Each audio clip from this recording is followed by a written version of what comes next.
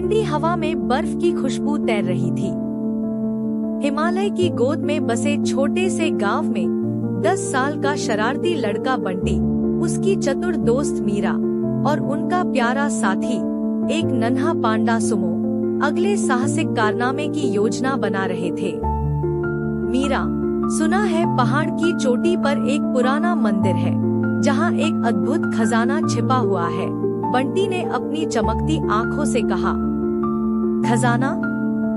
ये सब कहानियां हैं बंटी, मीरा ने अपनी किताब से सिर उठाते हुए कहा। कहानियां भी कभी कभी सच होती है मीरा, और सुमो को भी एडवेंचर चाहिए, है ना सुमो? बंटी ने सुमो की ओर देखा। सुमो ने खुशी से कूदते हुए कूकू की आवाज निकाली। मीरा ने थोड़ी सोचने के बाद कहा, ठीक है, लेकिन हमें सावधान रहना होगा। जंगल में भालू और चीते भी हो सकते हैं।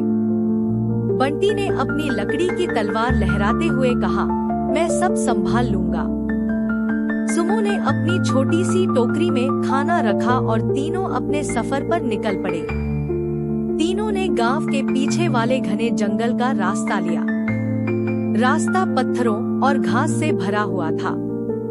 चारों तरफ ऊंचे पेड़ थे जिनकी शाखाओं पर रंग बिरंगे पक्षी चहक रहे थे। बंटी, ये देखो, ये तो बहुत पुराना नक्शा लग रहा है।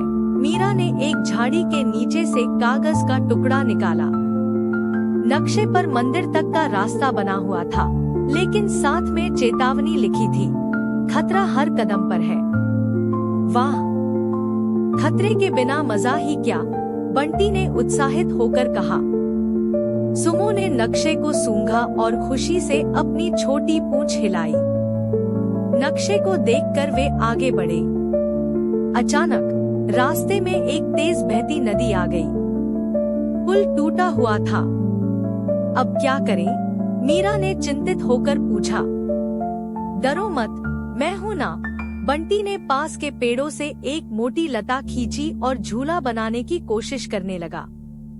मीरा ने उसे निर्देश दिया, ध्यान से बंटी, ये सही से बंधा होना चाहिए। कुछ देर की मेहनत के बाद उन्होंने एक मजबूत झूला बना लिया। बंटी सबसे पहले झूला पकड़कर नदी पार कर गया। मीरा ने डरते हुए कहा, अगर ये गिर गया तो? मैं पकड़ लूंगा, बंटी ने मजाक में कहा। मीरा और सुमो भी सुरक्षित नदी पार कर गए। सुमो ने खुशी से ताली बजाई। नदी पार करने के बाद जंगल और घना हो गया। हर तरफ अजीब अजीब आवाजें आ रही थी। ये कौन सी आवाज है? मीरा ने धीरे से पूछा। शायद भूत है, बंटी ने उसे डराने की कोशिश की। मीरा ने उसे घूरते हुए कहा, बंटी, मजाक का समय नहीं है। अचानक झाड़ियों के पीछे से एक बड़ा जंगली बंदर निकल आया। वह उनका खाना छीनने की कोशिश करने लगा।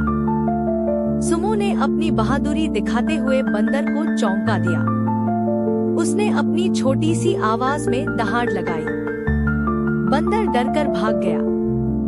वाह सुमो, तुम तो हमारे छोटे योद्धा हो, बंटी ने सुमो को गोद में उठाते हुए कहा। नक्शे के अनुसार अब वे पहाड़ की ओर बढ़ रहे थे। पहाड़ का रास्ता खतरनाक और फिसलन भरा था। बंटी, देखो, चट्टानों पर एक अजीब सा निशान है, मीरा ने कहा। ये तो किसी जानवर के पंजों के निशान लग रहे हैं, बंटी ने ध्यान से देखते हुए कहा। शायद ये चीते के हैं। हमें जल्दी करना होगा।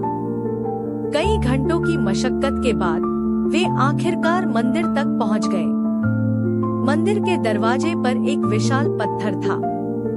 अब ये पत्थर कैसे हटेगा? मीरा ने पूछा। बंटी ने चारों तरफ देखा और कहा, नक्शे पर कुछ लिखा था। शायद इसका कोई राज है। मीरा ने नक्शे को ध्यान से पढ़ा।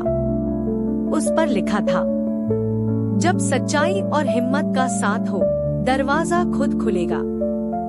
मीरा ने बंटी का हाथ पकड़ा और कहा, हमने अब तक हिम्मत और सच्चाई से सफर तय किया है। तीनों ने मिलकर पत्थर को धक्का दिया। धीरे धीरे पत्थर सरकने लगा और अंदर से रोशनी निकलने लगी। मंदिर के अंदर सोने के सिक्के, मूर्तियां और चमचमाते जवाहरात रखे थे। वाह, ये तो असली खजाना है, बंटी खुशी से चिल्लाया। लेकिन तभी मीरा ने कहा, बंटी, ये खजाना हमारे लिए नहीं है, ये मंदिर का है, हमें इसे छोड़ देना चाहिए। बंटी ने सिर खुजलाते हुए कहा, तुम सही कह रही हो, असली खजाना तो ये रोमांच था। तीनों ने मंदिर के खजाने को हाथ नहीं लगाया और वहां से निकल पड़े। उनकी आंखों में संतोष और दिल में गर्व था। रास्ते में सुमो ने अपनी टोकरी से बचा हुआ खाना निकाला और खुशी खुशी सबने मिलकर खाया। गांव लौटने के बाद बंटी ने कहा, मीरा, अगली बार हम कहाँ जाएंगे? मीरा मुस्कुराते हुए बोली, जहाँ रोमांच हमारा इंतजार कर रहा होगा। सुमो ने खुशी से उछलते हुए उनकी बात का समर्थन किया। और इस तरह बंटी, मीरा और सुमो ने अपनी एक और रोमांचक यात्रा को यादगार बना दिया।